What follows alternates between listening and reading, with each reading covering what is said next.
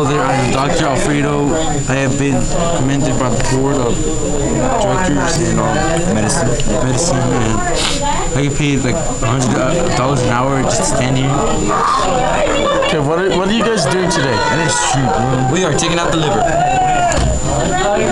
What we're doing is we're performing a tracheotomy. What that means is we're gonna see this right here. We're gonna remove this without any damage to any of the vital organs. And this we can do that. We will professionally have saved this frog's life. The frog looks dead already. Shut the fuck up. It's not gonna be dead. It's because of the level of anesthesia we used, alright? What the fuck are you doing, Jesse? But you guys God damn it, Dr. Jesse, you're fucking up this one.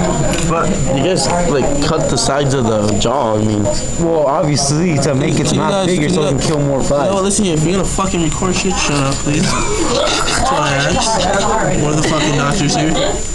There's the nurse. There's the nurse. Miss Shelley, we're gonna have to ask you not to sleep with any of the doctors. There's a hospital.